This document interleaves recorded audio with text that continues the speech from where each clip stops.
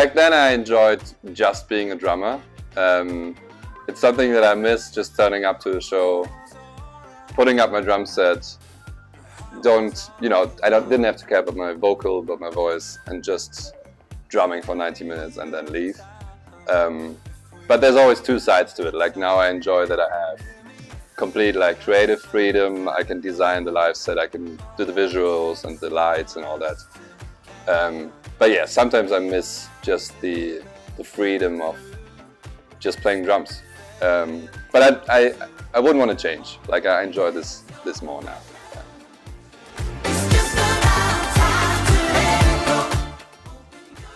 It started as just a production project in 2012.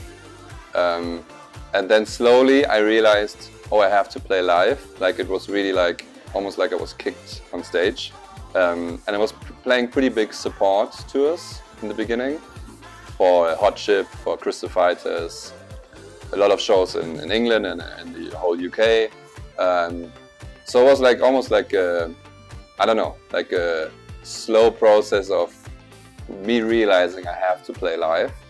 And over the years I started to really enjoy it and make fun out of it and make like, I don't know, like make it my own thing and do things like designing like I said earlier, designing the light show and the visuals, and yeah, I slowly got more confident and yeah, try to enjoy it and give energy to the crowd. And it's a long process. It took me like 10 years to really get confident with it.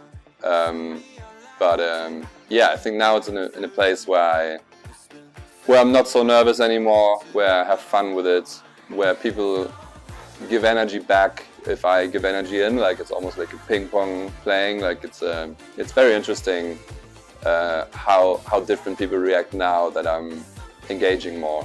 And yeah, that's kind of how it slowly came to life. Yeah.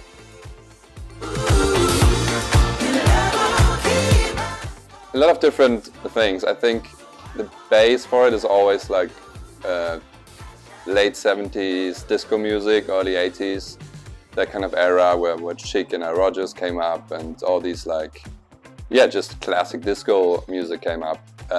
But also modern artists, also like, I don't know, Flume, Disclosure, just like modern electronic music. And I think it's a mix of those two worlds. Yeah.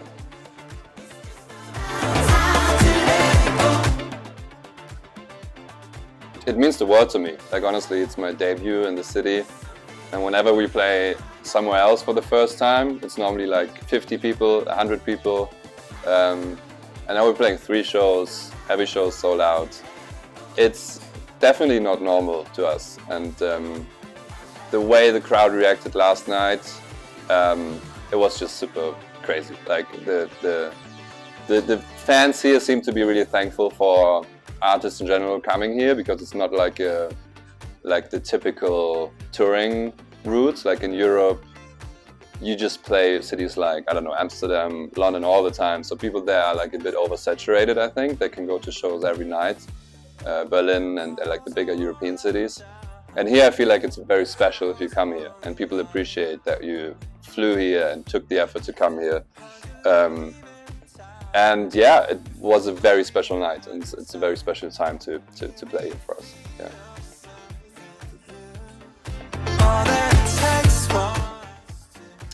Yes, I have a very fun story. It's one of the most surreal moments. So the singer is with Nile Rodgers, legendary guitar player and one of my all-time heroes. And he did a thing with Daft Punk a couple of years ago, and Get Lucky was their big hit.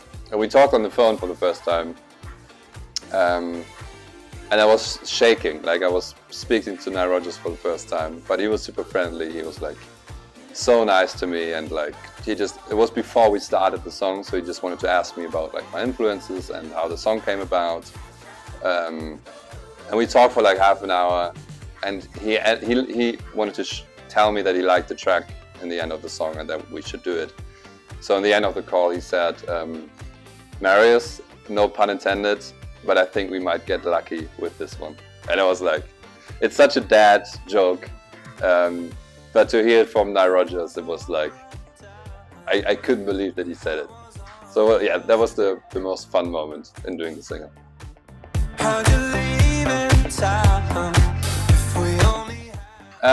Passion is not part of an album. It's like a one-off single because my albums are kind of more personal. Like I want to keep them my own thing. But I am working on an album. Like Passion will come out, and pretty soon after there will be new material from the next album. Yeah.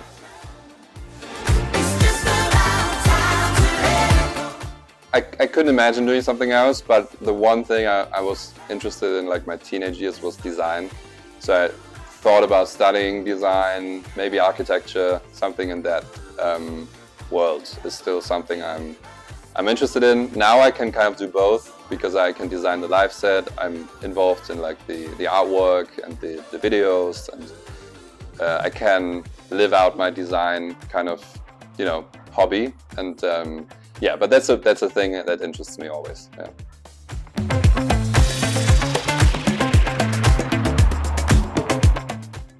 I listen to Phoebe Bridgers quite a bit. I love her music. I saw her at Coachella 2 weeks ago in California. Yeah, and she's just an amazing artist. And I listened to, I think, Smoke Signals last night. Yeah.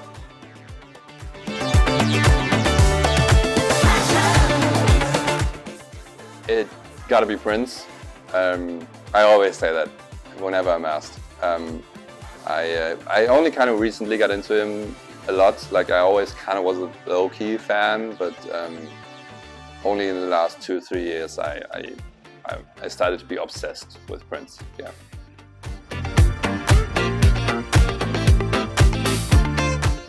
I love the new one, the one with the black cute eyes, but the smiling face, because there was always just a sad one. And it's already my most used emoji. I just love it.